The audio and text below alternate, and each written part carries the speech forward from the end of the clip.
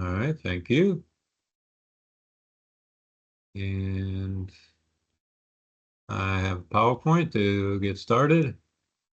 And this is Tier 1, our introductory meeting for the physical regionalization plan.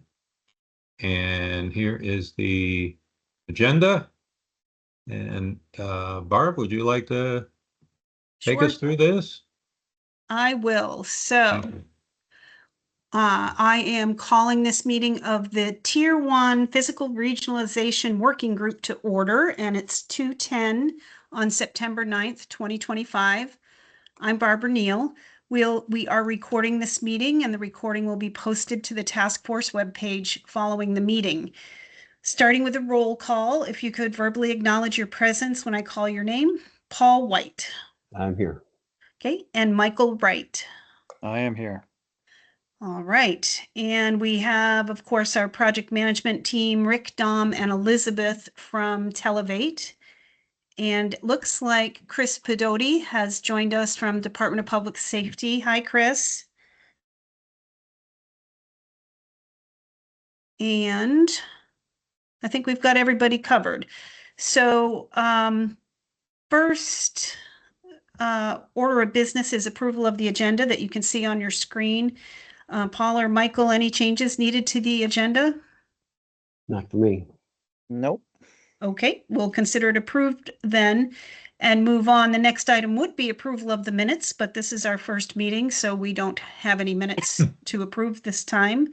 And I will hand it right back over to you, Dom. Thank you, Barb. And I'm going to try, I had problems with this yesterday. Sorry, I was going to reboot my computer, see if that fixed. Okay, it looks better this time. Yesterday when I went into presentation mode, it looked, first it didn't work and then it looked kind of fuzzy. But does that look good for everyone? It's good. Yes, it does. Great. Okay, as Barb mentioned, this is the Tier 1 Physical Regionalization Working Group. And are looking at the schedule. We are just getting started here.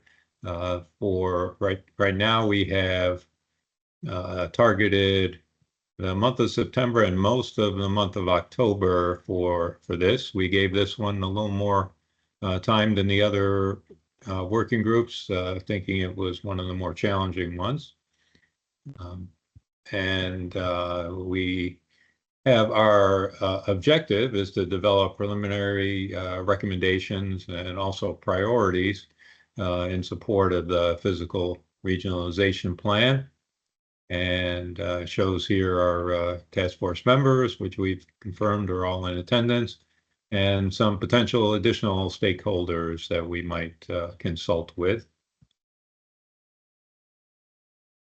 And jumping right into it, for the Tier 1 working group and other working groups, we've had a number of different work items to discuss. This is just one work item, the physical or facilities regionalization plan. But of course, it has, there are several options that were provided by MCP. The options are based on the findings that they summarized here. So these are the findings from their system plan report that was provided. And to go through these quickly, of course, I think we've discussed previously, there are 37 communication centers serving Vermont. So the way that breaks down into a little more detail is there are actually 31 located in Vermont. 6 of those 31 are PSAPs, which of course also do dispatch function as well. So out of those 31, 6 are PSAPs and dispatch facilities.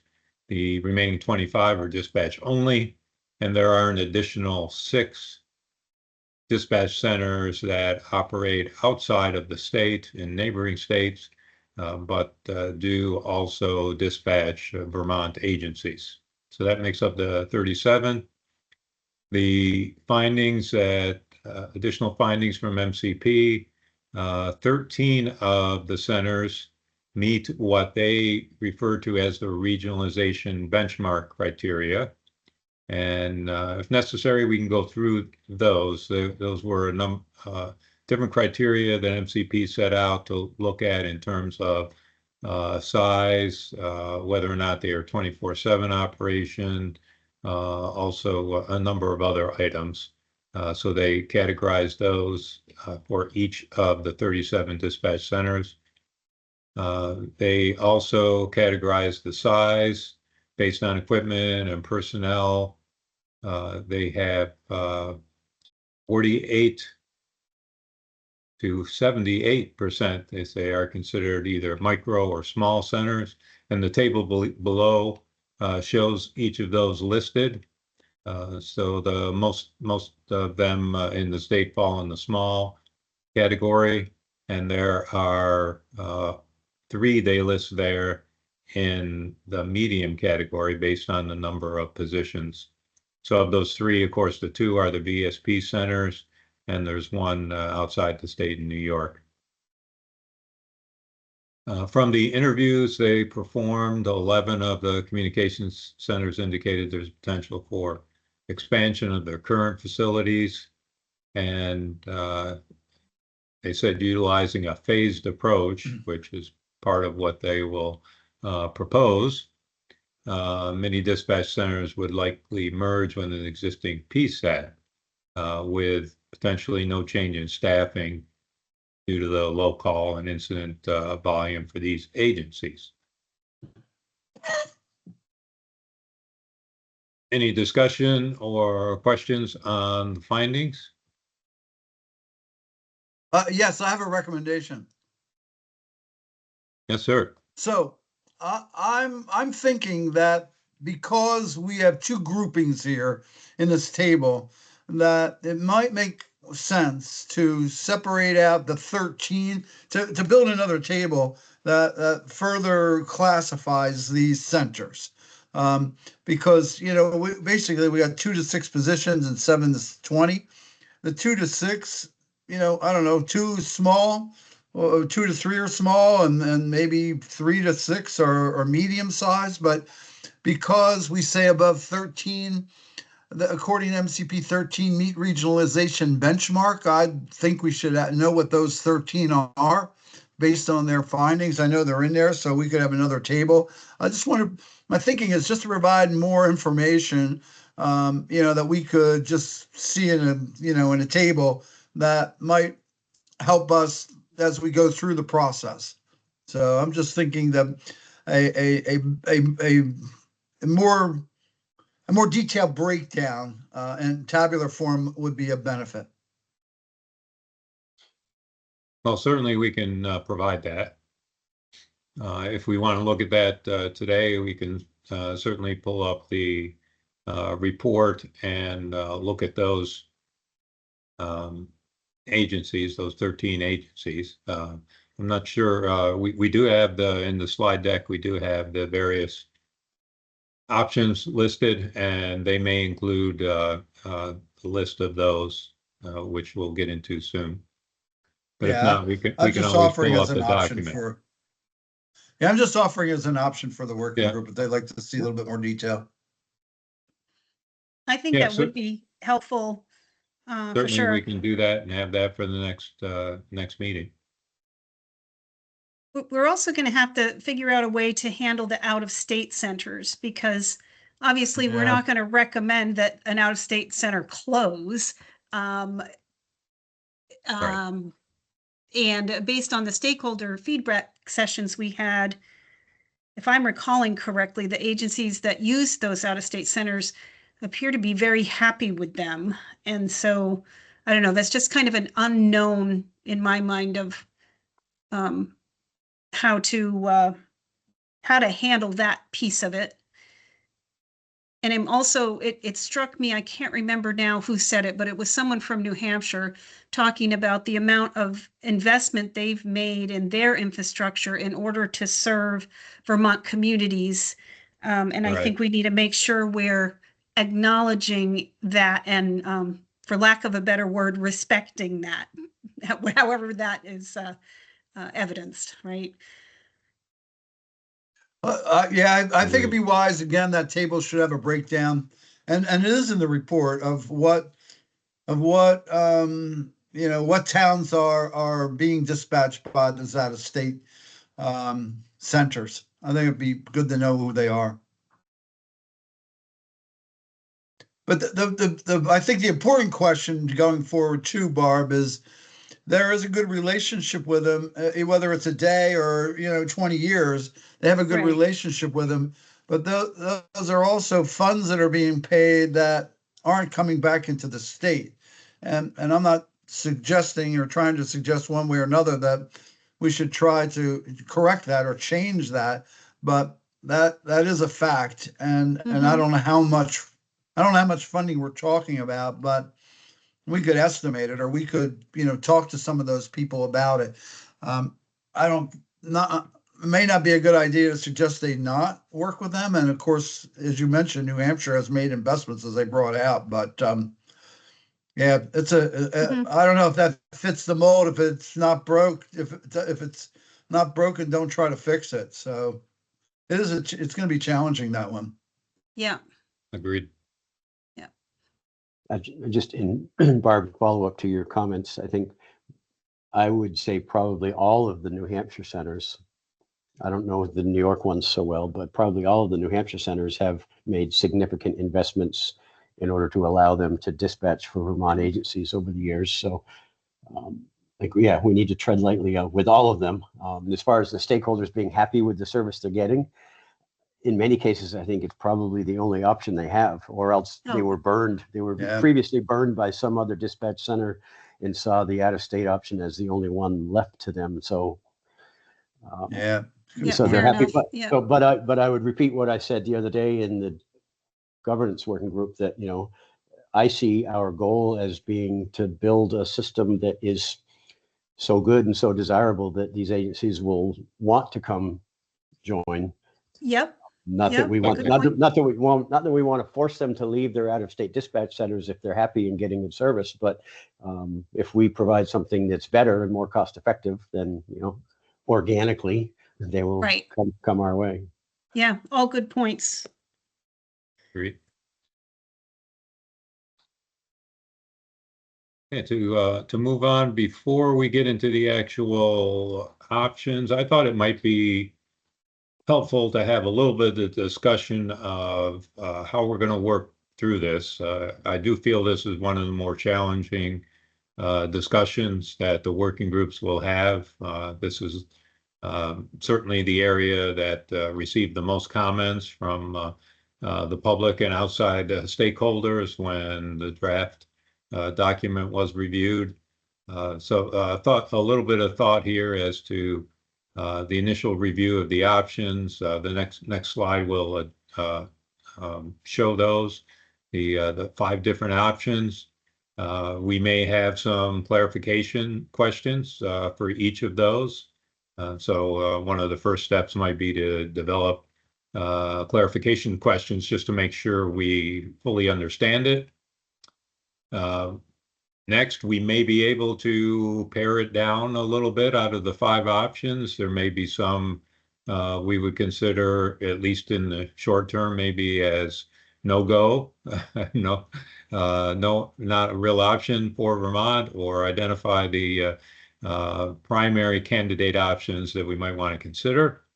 There may be other options to put on the table. I know we've got 5 here, but there may be others.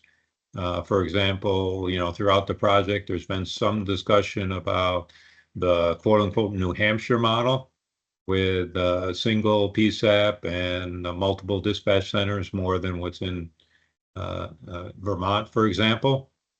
Is that something, we want to put on our list to consider? We certainly have that capability if that's something that working group thinks is viable. And then we may, of course, want to consult with other stakeholders as well.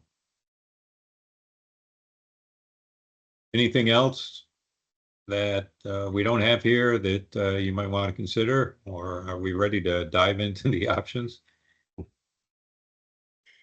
I think we're ready. All right. Okay.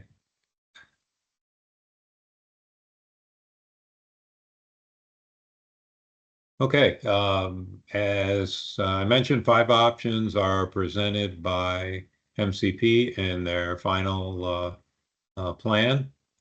These are the five options, and there are also, I think, on the next page, kind of carryover of. Oh no, it's a little bit more of a cost impact. So this is the full description of each of the options.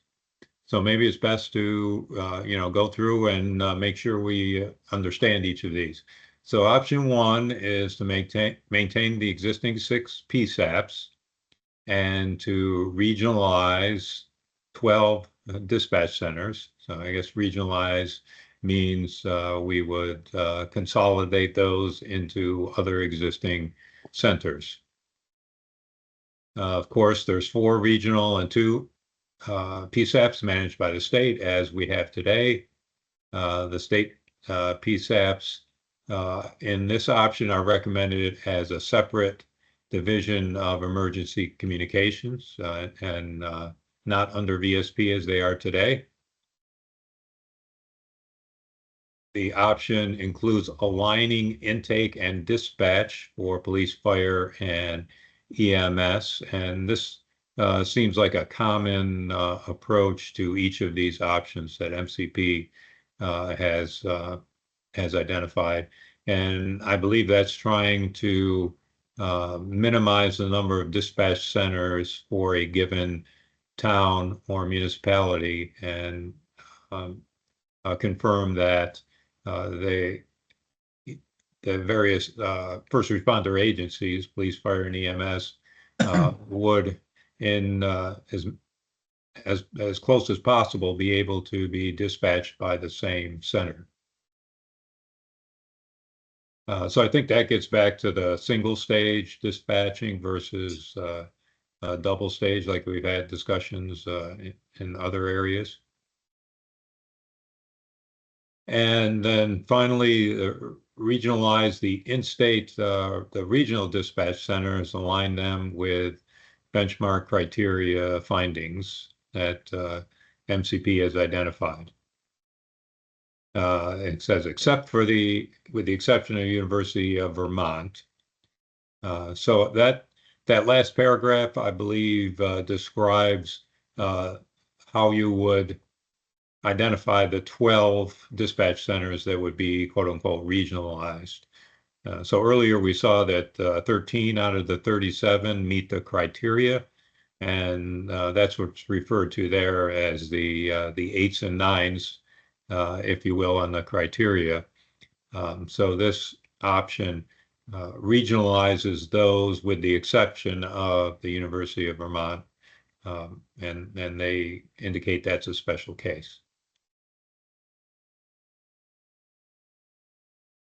Any questions on that option, or do we feel we fully understand that?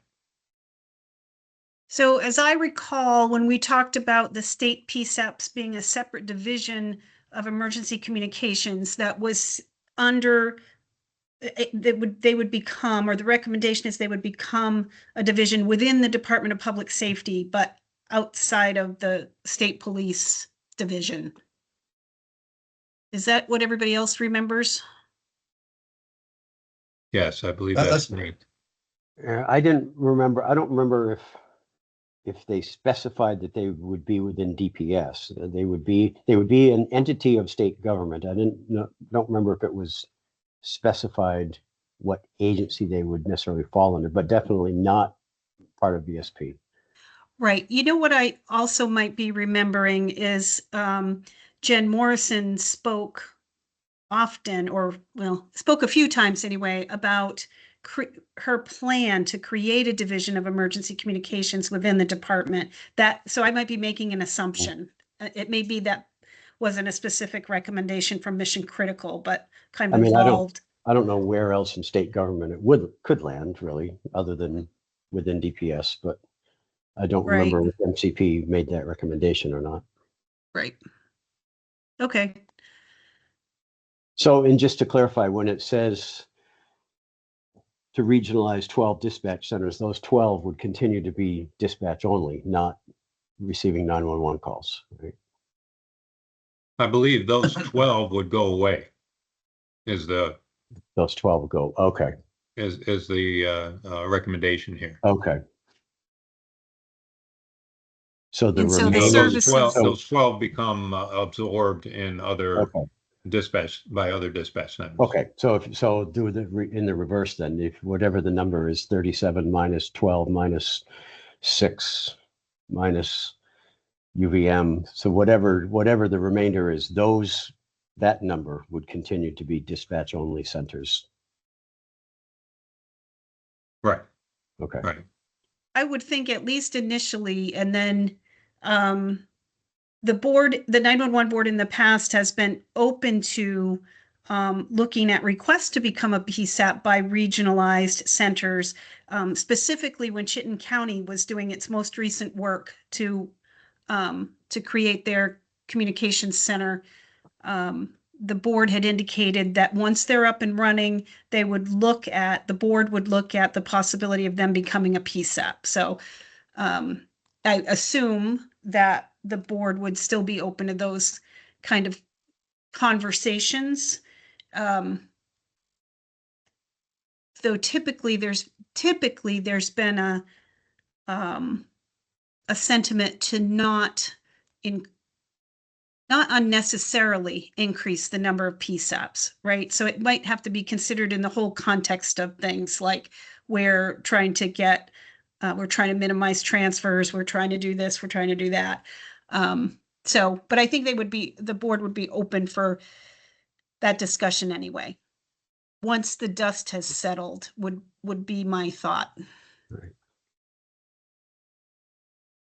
So riddle me this and answer this. Am I not incorrect that New Hampshire has two PSAPs, correct? Yes, they have one in Concord and they have a backup facility in Laconia, but I think they're always both live. Is that right, Rick? I see you nodding. Yeah. Yeah, they So- they consider it a single PSAP. Right, But it's two So- locations just for redundancy. Is that correct? right. Yes. Yeah. Yeah. So I guess I'm just gonna throw this out there that if New Hampshire can function on two, and it's my understanding that functions very well, why is Vermont needing 6 or 4 or everything why is it not a consideration to do a similar model as New Hampshire? I think downsizing the number of PSAPs would be important in this whole regionalization. Yeah, so I hear what you're saying, but to be clear, they have the two PSAPs that only handle 911 calls. And then they have 87 some odd dispatch centers. So every single one of those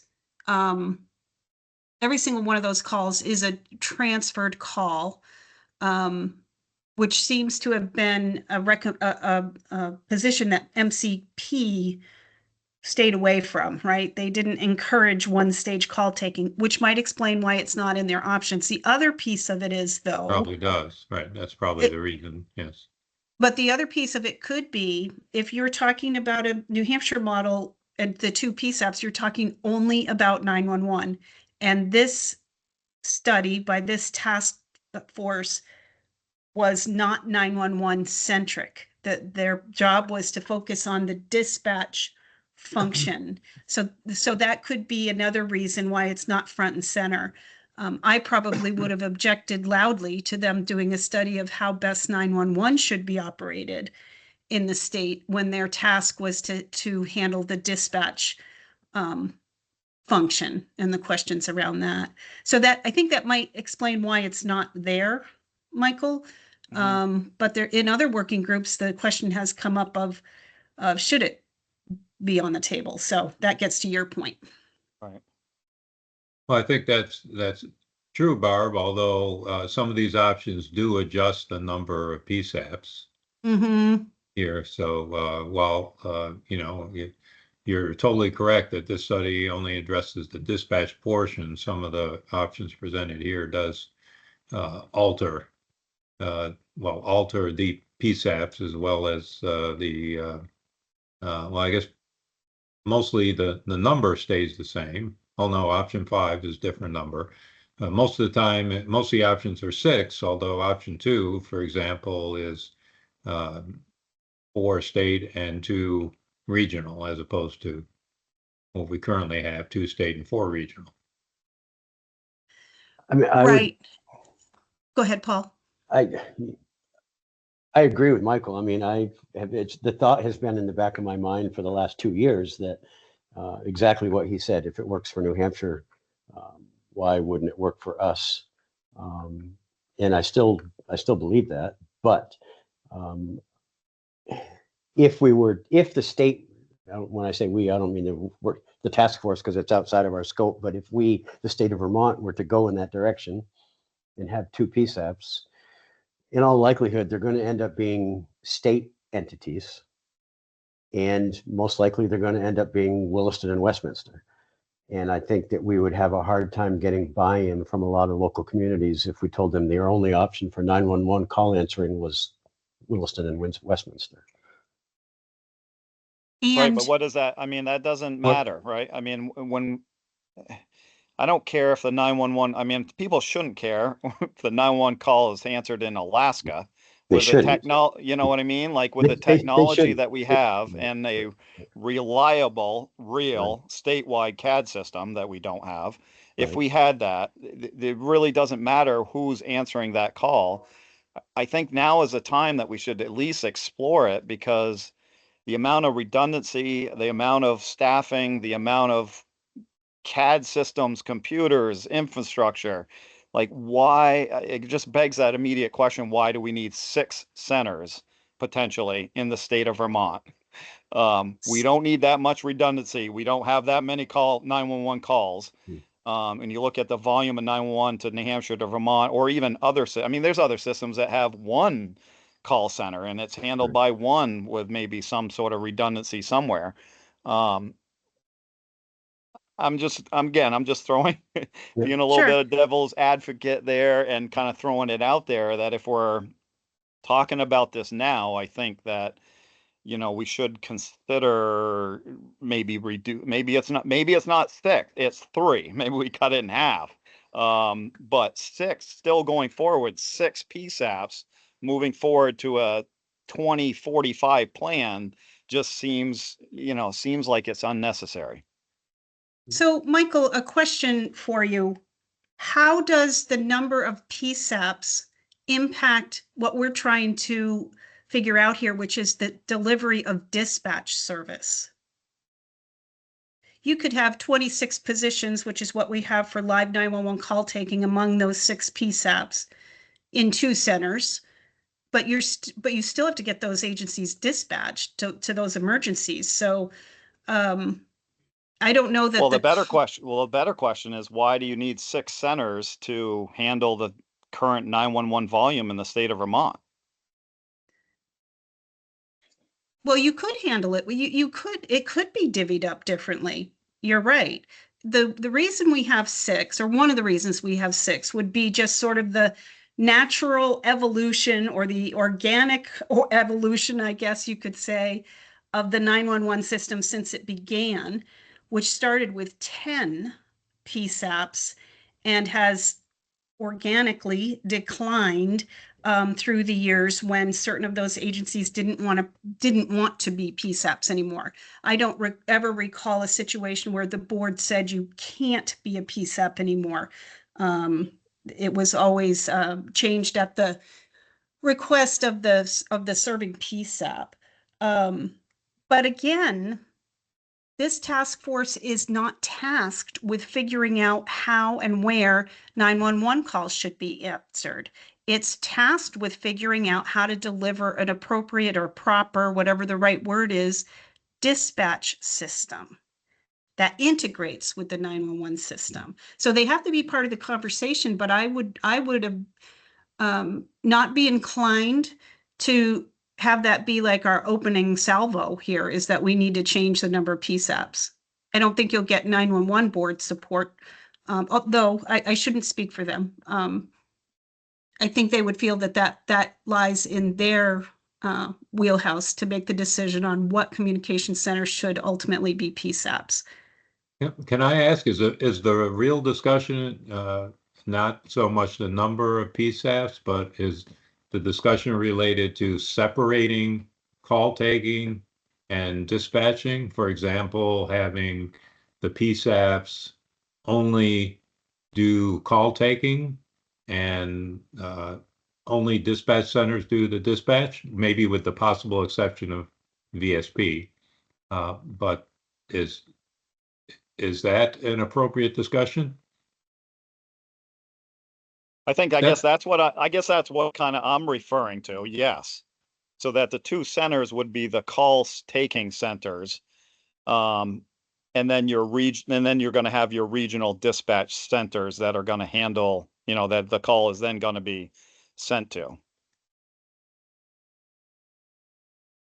And I think that's essentially the New Hampshire model. That the two centers focus on the call handling side of things, and then it gets divvied out to the regional dispatch centers. So if I may add on the New Hampshire setup, so there are two 911 call centers. There's a single PSAP. The call centers are a backup to one another. They receive the calls and then they deliver them to the PSAP. The PSAP does no dispatching. The PSAP routes the calls to one of 67 dispatch centers. So there are just 67 dispatch centers, one PSAP, two call centers for delivering that receive the 911 calls, and they back up one another. So the model that they have, and they say it works well for them, is I don't know how they arrived at that. We could do some historical research, but that single PSAP is distributing to 67 call centers. Now we have 31 call centers. Does that mean that we would increase the number of call centers? We'd have, and right now the PSAPs do dispatching, so we'd have to then. And I'm not saying that the model that, and we could put it as another option if that's where we're heading. That our option then would have to be that the dispatching that's done for those existing 6 PSAPs would have to then have a relationship with one of the dispatch centers, or we would need more dispatch centers. And then in that scenario, then if they go to a dispatch center that doesn't have sufficient space for more terminals so that they have more seats, then there'd have to be a physical modification of those centers. So I think it's reasonable to have an option up there. Our stakeholder community, particularly at the dispatch level, brought up, what about the New Hampshire model? But going in that route, there are additional considerations. Right. And it still doesn't solve the dispatch issue. It does not to change so if we were to talk about having a New Hampshire model, I would see it that the 2 or the 1 PSAP with redundancy would then fall under the 911 board, and the 911 board would hire and manage that staff rather than be in partnership with state, local, and county entities that we have been in partnership with for all of these nearly 30 years. So then you're going to have whatever I don't know, 35 or 40, maybe it's more than that, staff members, right, to run a 911 call center 24/7. I forget the numbers, but there was a study done on that. We would have to build or buy or whatever new facilities for that. And then I would see that coming right out of the Department of Public Safety and coming under the 911 board. But then and this is one of the reasons why 911 partnered with existing dispatch agencies back in the day. The staff is already there in those emergency communications seats. And so we got willing partners who would take on our equipment, our standards, our training, and provide the call handling service for the 911 board. So we're getting, the people, the Vermonters are getting more bang for the buck, in a sense, out of that one individual that's going to be sitting in that chair anyway. So you could do that and move all the call takers to a separate entity, and then they would be individual people, but you're not reducing the number of dispatchers that you need in that scenario.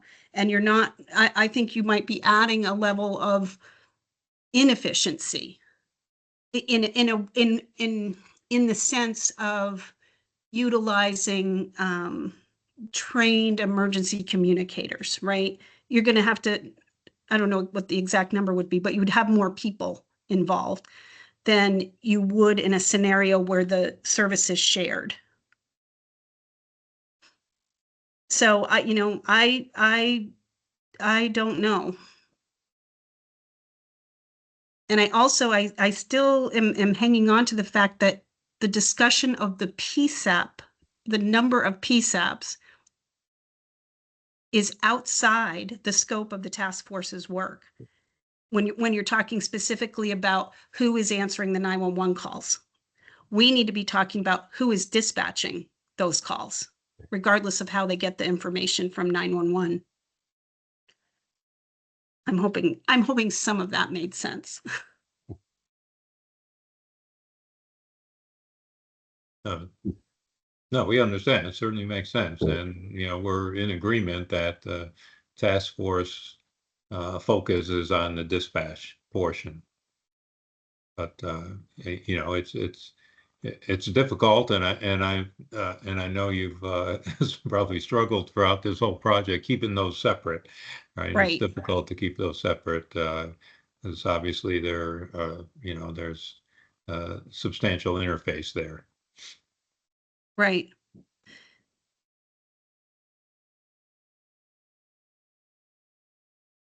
And I'll keep thinking on it and trying to digest what's being said here. But I don't care if you have 1 or 50 centers that are answering 911 calls. It doesn't address the problem of who's doing the dispatching, which is what we're supposed to be looking at. No, Yeah. it doesn't. It. I don't know how to put into words what I'm thinking. There is a different level of service being provided, in my opinion, by those centers that are PSAPs compared to those centers that are not PSAPs. Is the only way that I think it really we could argue falling under this task force's purview, because the legislation was pretty clear that we're to look at dispatching, not 911. I mean, we could come out with a recommendation that we just eliminate our PSAPs and outsource all of our 911 calls to Concord. And I'm sure New Hampshire could handle it, but, and that's been studied before, I know, but. I don't think the board would agree with that approach. The board might not agree, but the legislature might. But Yeah, that's outside of our discussion point here. So I think that it's hard, it's easier to say that we're only interested in dispatching and not 911 call taking, but it's harder to keep it separate in your head or to explain it to other people when you have some centers that are doing both and some centers that are not. So back to your point about a different level of service at the 6 PSAPs than at others, or were you saying that there's different level of service among the 6 PSAPs? No, at the PSAPs versus the non-PSAPs. Like, for example, a call comes into Lamoille for one of the towns they dispatch for, and it's the timeline of from the call to the apparatus going down the road is shorter than a call that goes into, say, Williston or Shelburne, or a PSAP that is then having to forward that 911 call to a dispatch center. Maybe Right. Shelburne's a bad example, but Williston and Westminster certainly. So it's the 1 stage, 2 stage thing. Correct. Right. Okay. All right. Yeah. I mean, I would also argue that the employees at the PSAPs are, well, I guess I don't have enough information to say this. I was going to say are better trained, but I would attribute that to the 911 training they get, right? Yes.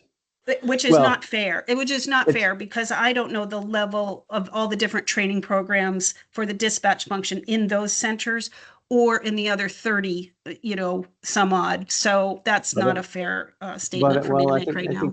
I think it's fair to some degree because the 6 PSAPs or the 6 dispatch centers that also function as PSAPs are larger agencies, busier agencies.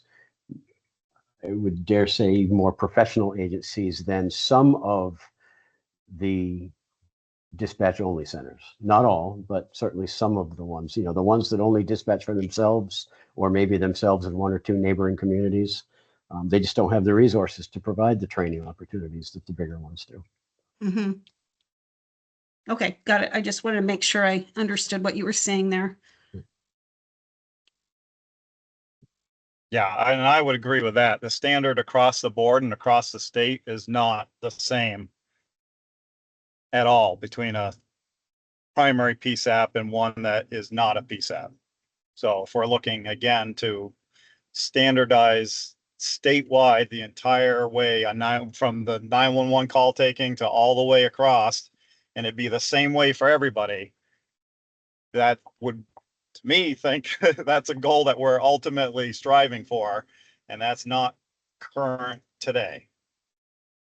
But Michael, the standardization of 911 call handling services is already in place because each of those PSAPs handles calls in accordance with an MOU established by the board that says they will follow our training, they will follow our protocols, they will follow our call handling requirements.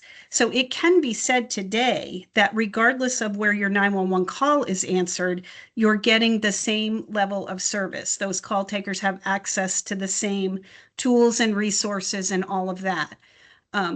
There are always going to be instances where somebody messes up a call handling requirement or misses a protocol question or something, and those are handled in the quality control and training process. But that standardization for 911 exists today, and I think the goal of the task force is to get a similar standardization in the dispatch function across the state. So technical and operational type standards, that at least minimum standards that everybody meets. And I would argue those absolutely do not exist on the dispatch function today as a standard across the state. And you could argue that for those areas of the state that currently enjoy single stage dispatching, if we were to take that away by telling them you can no longer answer 911 calls because we're going to send all those calls to another center, we would essentially be downgrading their level of service, which would go against the part of the legislation that, for lack of a better term, says if it ain't broke, don't fix it. Right. Right. I agree with that. I think to address Yeah. Michael's point, certainly what the task force's role and goal here is to standardize that dispatching activity, and certainly recommendations coming out of the tier 2 and tier 3 working groups have strived to do that with regards to technology as well as operational and training and procedures. So here today, we're trying to focus on how can the configuration of dispatch centers facilitate that consistent service delivery. That was a Those- good summary. Yes. A lot of discussion there. I don't know if we ended up with another option yet or not. So maybe it's best to kind of put that off to the side for now and still go through and discuss the additional options. So far we've gone through option We one. went through one. Right. So maybe try and get through the others and then still see if it makes sense to enter or develop an additional option. Moving on to option two. Option two does affect the PSAPs, here, according to MCP. They still recommend the 6 PSAPs, but they are switching from 2 state and 4 regional to 4 state and 2 regional. They indicate the 2 regional PSAPs will be determined based on their criteria, their so-called benchmark criteria. And similarly to option 1, the state PSAPs would be under a separate division, not under VSP. They also strive to align the intake and dispatch for police, fire, and EMS as best as possible. And they determine that additional dispatch centers would be regionalized based on their benchmark criteria, this time taking into account what they call the 6s and 7s. So those dispatch centers that meet 6 or 7 criteria out of their selection of benchmark criteria. So as I read this takes the 12 that were recommended to be regionalized in option 1 based on 8s and 9s, and it increases that number. I'm not sure without checking to exactly how many, but takes into account also those that meet 6 of the benchmark criteria and or 7 of those criteria. Do we fully understand that option 2, or do we need to discuss that further? So my recollection, which could be way off base, or my understanding maybe is a better way. My understanding of this option is that it was in response to all the voices we heard that said, just reopen Derby and Rutland and let the state police do it all. Certainly, I think there's an aspect to that in here, yes. Right, and I remember it being that this conversation kind of being centered around the fact that the closure of Rutland and Derby might have played a very key role in the Department of Public Safety ending up with Westminster and Williston feeling overwhelmed with the amount of agencies that they have to dispatch for. And so if that created the problem, why don't we uncreate the problem and open those 2 centers up? And I kind of saw it, and I don't know that we had much discussion on that, but in my mind, it would be pulling dispatch entities out of Westminster and Williston and plunking them back down in Rutland and Derby like they were, Right. with no other real changes. So anyway, that's my recollection. I don't agree with the MCP component of option 2, which would then say, well, if you add these 2 in, you automatically have to close the regionals, the 2 regionals rather. That's not their call for the 911 function, and you're going to hear me say that a lot. I think I'd go back to if we were to recommend reopening the 2 previous state PSAPs, I would not disagree with that could be helpful, but I would not recommend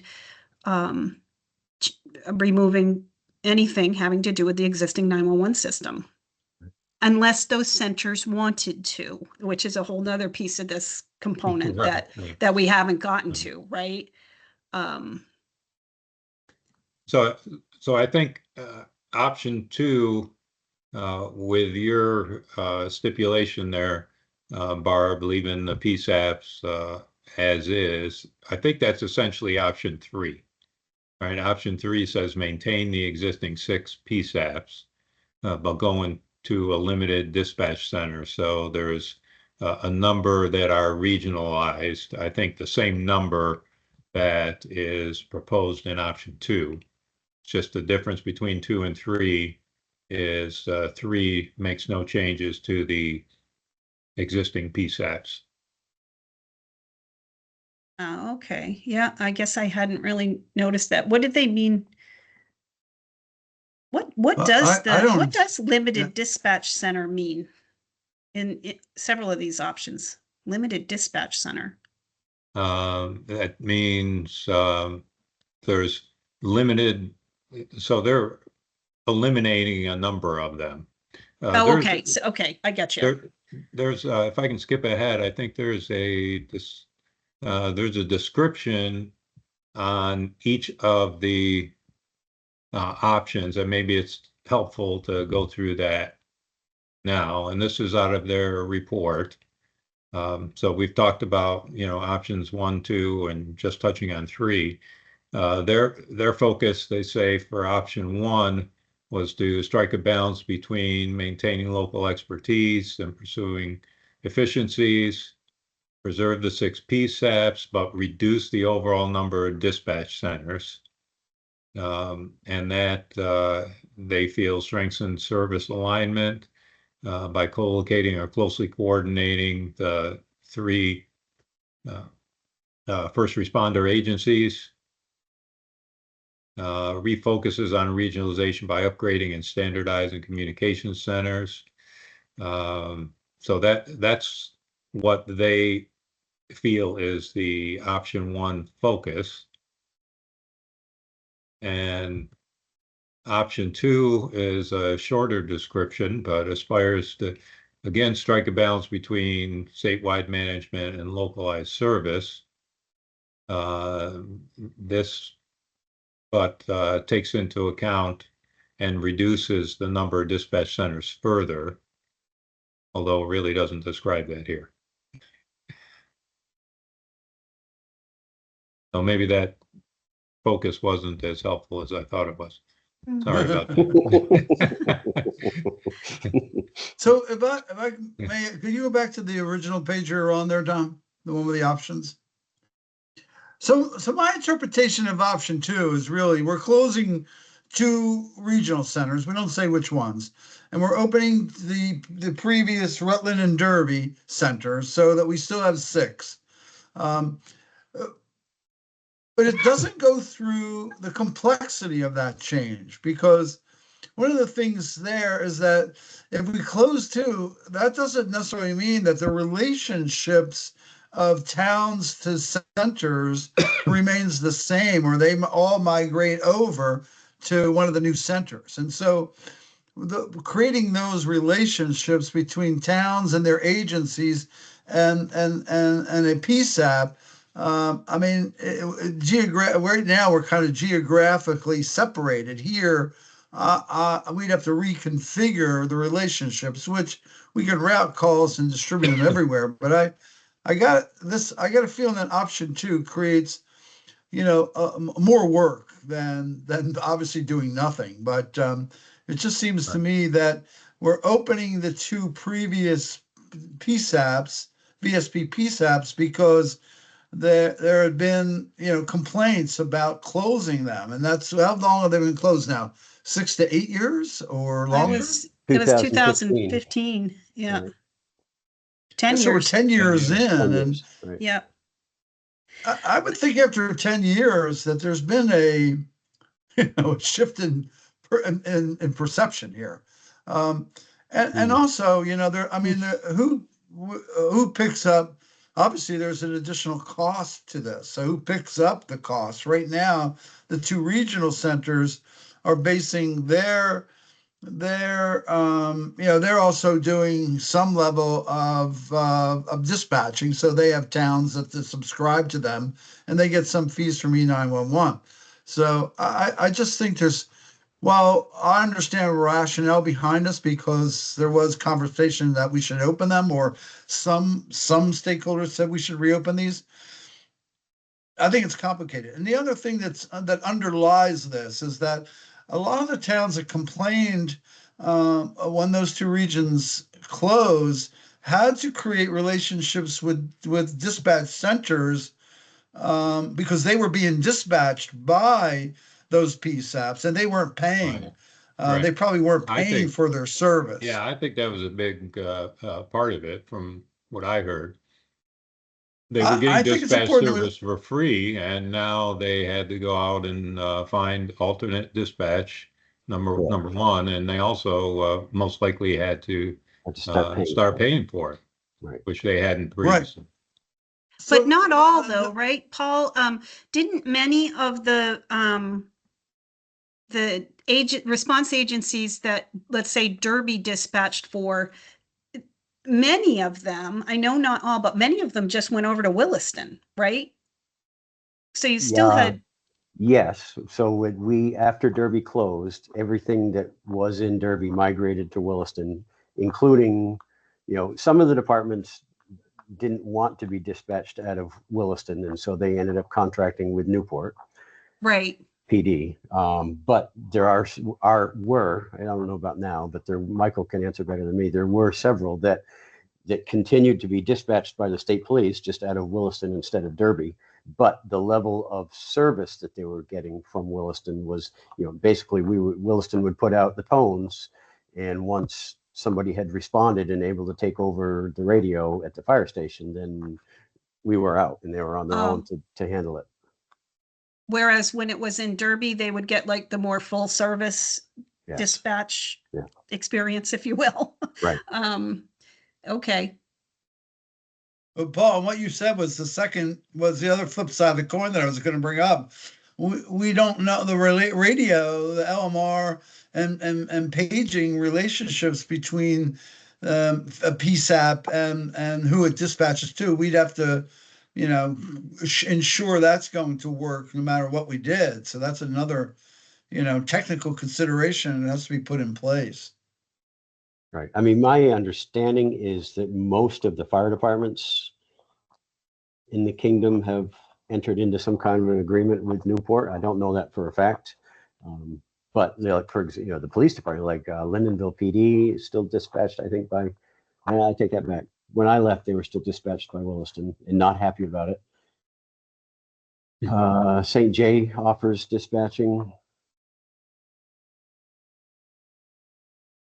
Yeah, almost Chris is everybody, here. Maybe he's got some everybody insight. switched over to Newport. There might be a few outliers that don't have the budget to pay Newport that stayed on with Williston, but pretty much everybody else switched over. Like Glover Ambulance, maybe. Yeah. So I wonder what the reopening of, if you take the whole 911 thing out of it, the reopening of 2 previous state police dispatch centers, how would that, or would that improve, would that meet what the task force is trying to do? How would that help us meet those? Well, I think it depends on whether or not funding comes with it. I mean, if, because, what started this whole ball rolling was VSP or former Commissioner Sherling saying that, well, he said a couple of different things. One, either people are going to have to start to pay, which, like Rick said, they hadn't been paying, or 2, we're just plain not going to dispatch for you and you have to find your own. If we reopened Derby and Rutland and provided adequate funding so that the communities didn't have to pay for that service, some of them might come back. I don't know. Yeah, and I guess it's just not really clear to me what the benefit would be. Although I do remember being one of the people that said, this is how this whole problem started way back when. Why don't we just undo it? But right. I don't know, maybe too much time has passed. I don't know.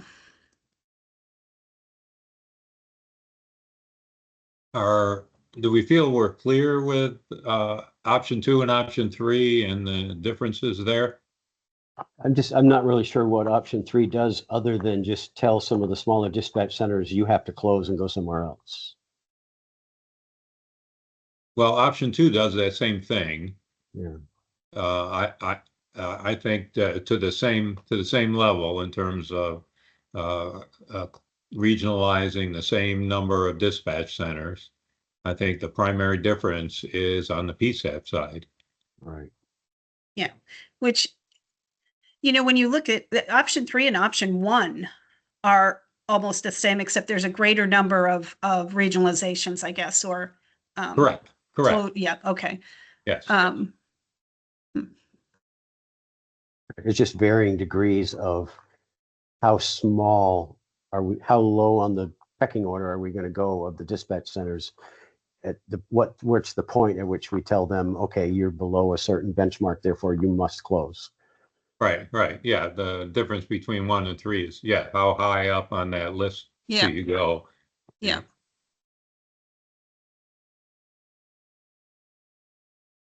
I don't know. And then number 4 just goes all the way and tells everybody they have to close Right, unless right, you are.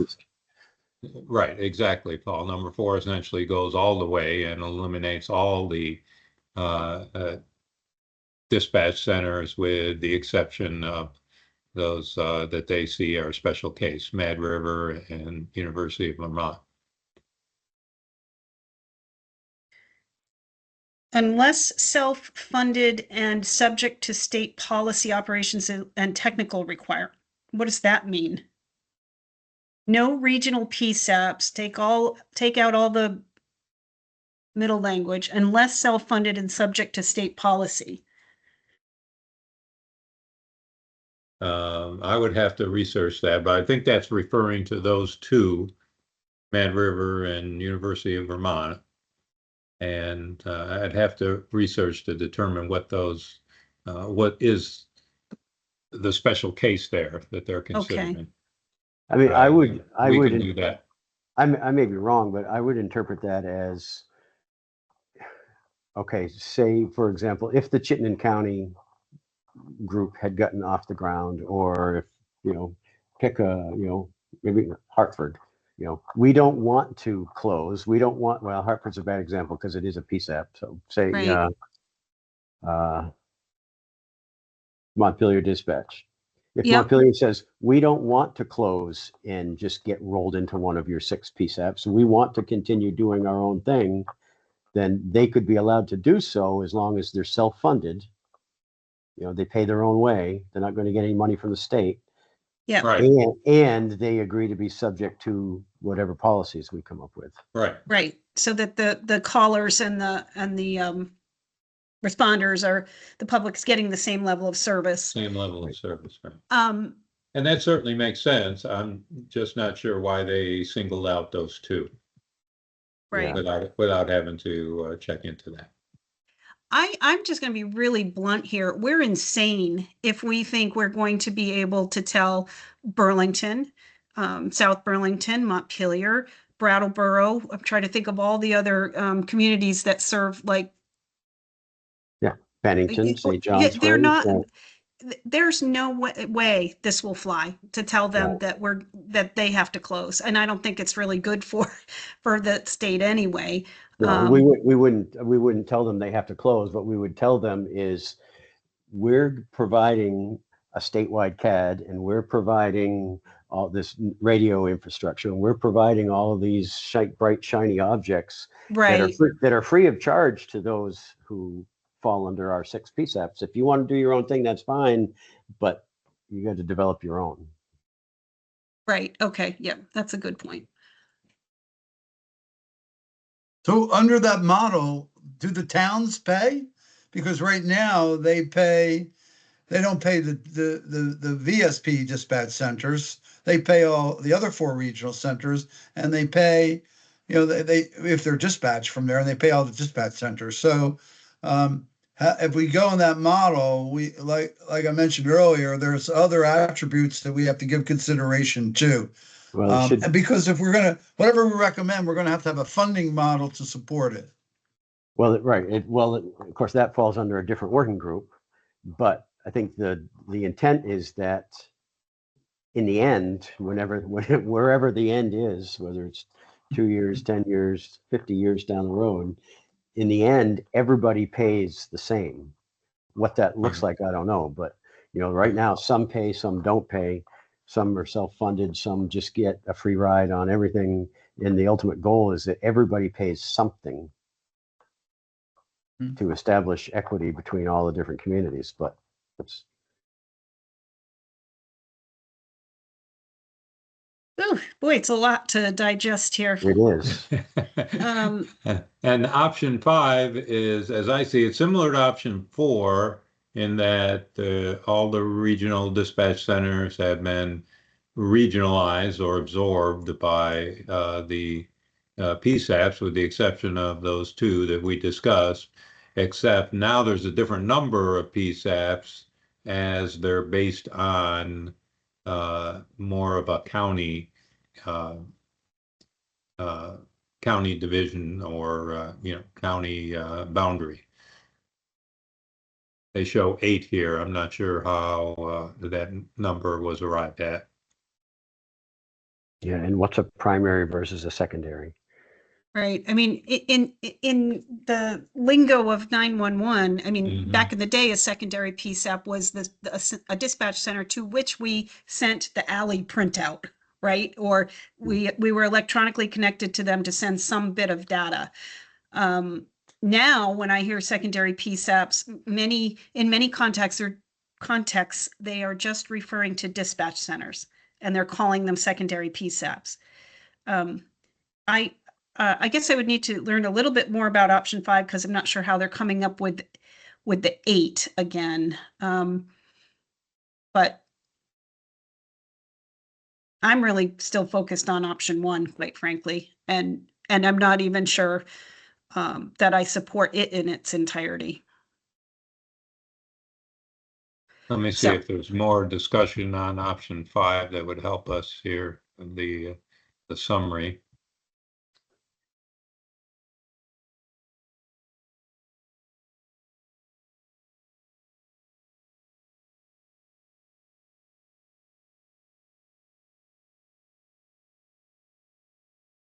Oh, they're calling this 2 state-managed PSAPs, the secondary PSAPs. Okay, so that I would definitely need to understand more about why they're designating them that way and what they really mean. It doesn't make sense, though. What I mean, yes, they have to explain what they mean by that. Does that mean they're not dispatching? They're only call taking? Right, right. Yeah, generally, secondary PSAP is one that does not receive the 911 incoming. It has that call transferred to them. Right. Well, then it's not that's not a PSAP, it's a dispatch center. For the Vermont model, I think that's correct, yes. And well, that was their description on 5. I think we understand 4 pretty well. The other additional information they provided with each of the options was this here regarding cost impacts. Again, option 1 was the reduction of 11 dispatch centers. I thought that was 12, but Right. here it says 11. Then option 2 closes an additional 6 dispatch centers. Option 3 is the same, so that's the same 17 dispatch centers would get closed. And then an additional, moving to option 4 would be an additional 6 reduction.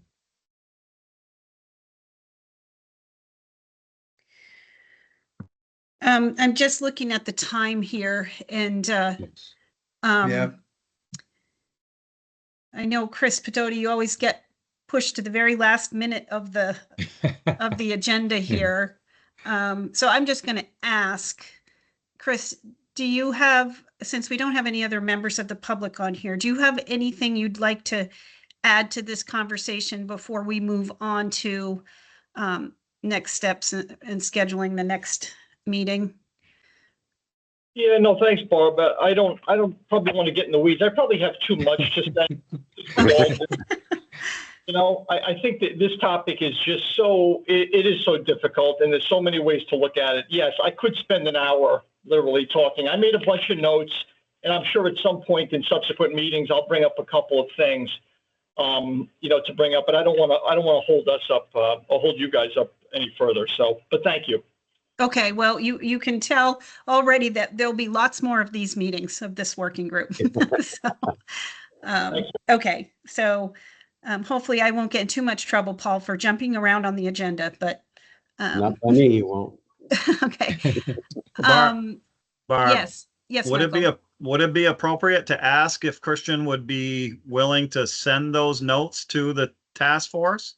I mean, I'd be interested to hear what his thoughts are, and maybe for us to kind of put that in our brains, before the next meeting. I'm Chris, you're welcome to send any information along to us if you'd like, if you're ready to do that, and it might be helpful. Or if your thoughts aren't completely formed, we can let you decide on the timing of that. Yeah, no problem. And I'll just put down a couple of bullet points that came to me. And again, I don't think any of it's going to be mind blowing. I just some opinions and or observations from my point. I have no problem with doing that, and I appreciate it. Okay, great. Thank you. Or would it be appropriate, Chris is certainly a stakeholder, would it be appropriate to just schedule him some time in a future meeting to just give him some time to present rather than making him wait to the end for his 2 minutes? Yeah, I agree. One or the other, or both. That's true. Yeah.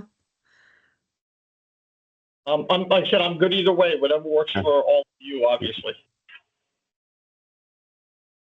I am happy to do it either way. I don't know I'm trying to think the best way to do that. Like, when would the timing be for Chris to share it? Do we need to have a baseline understanding of what it is this working group's even considering before we get additional input, or are we ready to take it at any time? I don't know what. I certainly could just start again by sending my initial thoughts on what the discussion was today. And then all of you as a group, can look at it and ponder whether or not it elicits to a larger conversation. And if that's the case, then I'm more than happy to speak at a following meeting. I Okay, like that. Yeah, I like that idea. Yeah, Sure. me too. Yeah, that Yeah, makes that sense. sounds good. We'll do it that way. Thanks, Chris. Thank you. Dom, do we, I don't know if you had a slide for next steps. It seems to me that the next step is just to continue winding our way through the slide deck, but. I don't have any further slides at this point. No, I think I agree to keep slugging through it, if you will. There were some questions that came up on those particular options, and I think we've probably captured those as action items. So we'll be addressing those between now and our next meeting, and to get additional clarification on those options. But I don't think we're to a point where we're looking to narrow down the options or eliminate one or the other at this time. Okay. Can I just ask, can we get some clarification? Because I think even Rick brought this up, or somebody, I mean, looking at just the report 3.4.4.1.2, the implementation variation 4B, where it breaks down the dispatch center, the existing 911 catchment area, and the proposed PSAP. So as Right. for instance, for our area, it says Berry City, Colebrook, Montpelier, Newport, St. Johnsbury. It lists Williston VSP as the existing 911 catchment area, and then it proposes that Lamoille County will be the PSAP. I want to be very clear in my own mind. Does that mean that Lamoille County will be the dispatching agency moving forward of those towns, or are they just the answering point and then pushing it to the dispatch centers that serve Montpelier, Newport, St. Johnsbury, Colebrook, and Berry? I guess myself is a little confused. I don't know if we know the answer to that or if we can confirm the answer to that in the next meeting. We can certainly look at that and confirm. I think that refers to option 4. Did you mention 4B? Yes. Okay. Yeah, we can certainly look into that. I think that is proposing that Lamoille would be both the PSAP and the dispatch entity for those areas, but I will confirm. Okay.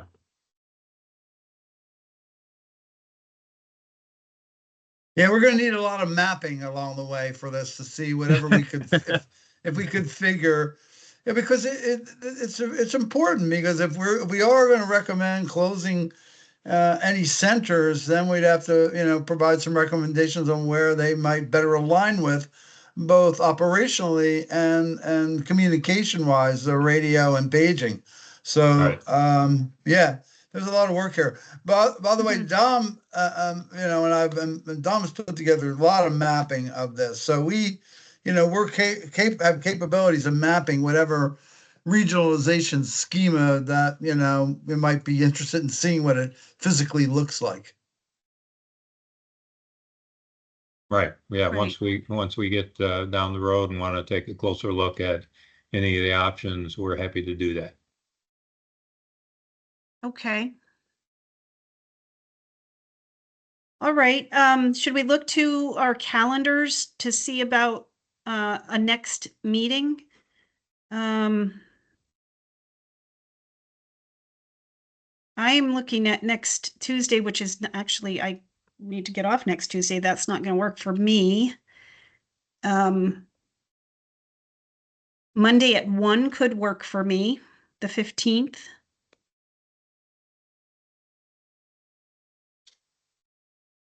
What do others think?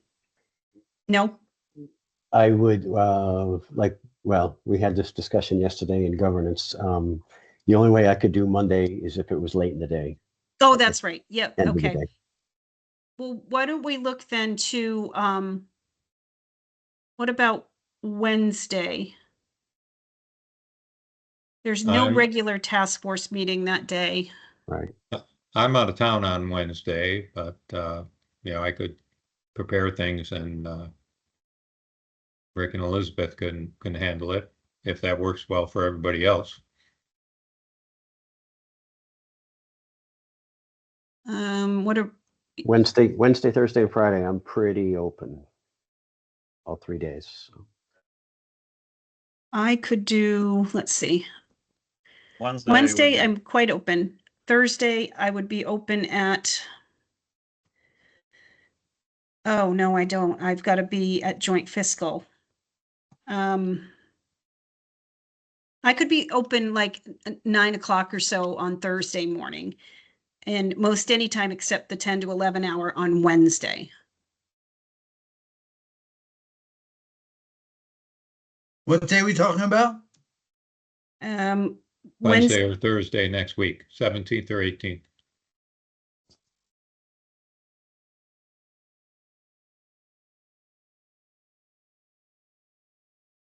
Let's see here, Wednesday.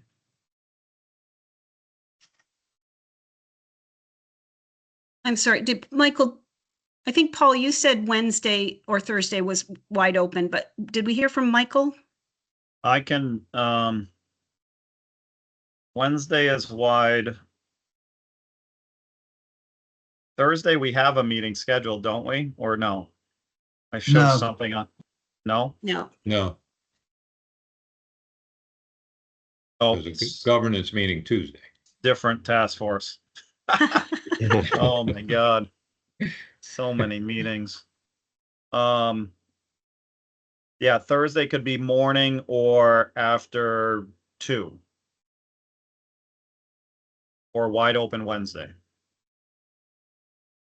But I am on the truck Wednesday, so that's hit or miss. Okay, how about 9 o'clock on Thursday morning? That works. Fine with me. Would you do 10 or is that too late? Yeah, I have to be at joint fiscal at 12:15. Could we do 10? Then we would be ending at 11:30, right? Yes, I could do 10. I can do that. Works for me. All right, Works for me. 10 Somebody a.m. else. on the 18th, Elizabeth. Somebody will send that invite. Yeah, I will send it out. Yes. Thank you. all right. Okay. We scheduled the next meeting. We had a little bit of a public comment opportunity. Nobody else has joined. So unless there's something else, I think we can have a motion to adjourn. I move we adjourn. Can you second it, Michael? Oh, second, sorry. All in favor of adjourning, raise your hand. You don't want to stay on the afternoon, just stare at each other? No, well, we could. Yeah. Raise your hand or signify by Aye. saying aye. Okay, Okay. excellent. The meeting is adjourned. Thank you very much. great This is day. gonna, Great yeah, meeting. it's gonna be Yeah. an interesting topic. It's gonna be so- fun. Oh, boy. Buckle All right. up, boys and girls. Buckle up. Buckle up. That's right.